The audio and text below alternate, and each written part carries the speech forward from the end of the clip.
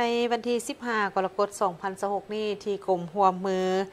และการเงินสากลกระทรวงการเงินได้มีการจัดพิธีเซ็นสัญญาเพื่อรับเอาการช่วยเหลือจากทางรัฐบาลญี่ปุ่นสำหรับโครงการสนองทุนการศึกษาเพื่อการพัฒนาทรัพยากรมนุษย์ในมูลค่าเป็น378ล้านเยนหรือประมาณ$2,362,000 โดยจะเริ่มจัดตั้งปฏิบัติแมนนับตั้งแต่เดือนมิถุนายน 2026 นี้ไปจนถึงวันที่ 31 ธันวาคม 2033 จุดประสงค์ของโครงการแมนเพื่อ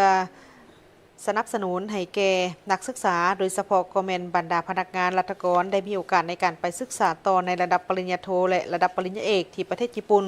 ความลงนามต่างหน้าให้แก่รัฐบาลสาธารณรัฐประชาธิปไตยประชาชนลาวโดยแม่นปริญญาเอกวงคำแหงวงทจักรหัวหน้ากรมหัวมือและการเงินสากลกระทรวงการเงินและต่างหน้าให้แก่รัฐบาลญี่ปุ่นโดยแม่นทานนางมิยาโกะโคบายาชิหัวหน้าองค์การหัวมือสากลญี่ปุ่นประจำสาธารณรัฐประชาธิปไตยประชาชนลาวพร้อมด้วยแขกถึกเชิญจากบรรดากรมกองและกระทรวงแขนงการที่เกี่ยวข้องเป็นต้นแมนกรมแผนการและการเงินกรมหัวมือกับต่างประเทศและของการกระทรวงศึกษาธิการและกีฬากรมอาซีแปซิฟิกและแอฟริกา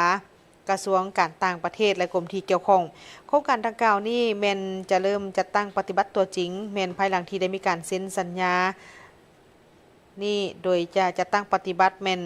โดยองค์การร่วมมือสากลญี่ปุ่นใจกล้าและกระทรวงศึกษาธิการและกีฬาโดยแนวใช้ในการยกระดับการพัฒนาทรัพยากรมนุษย์ในแขนงภาครัฐในระดับปริญญาโทและปริญญาเอกรวมทั้งหมดเป็น20ถึงต่อปีซึ่งจะไปเรียนอยู่ที่สถาบันและมหาวิทยาลัยอยู่ที่ประเทศญี่ปุ่น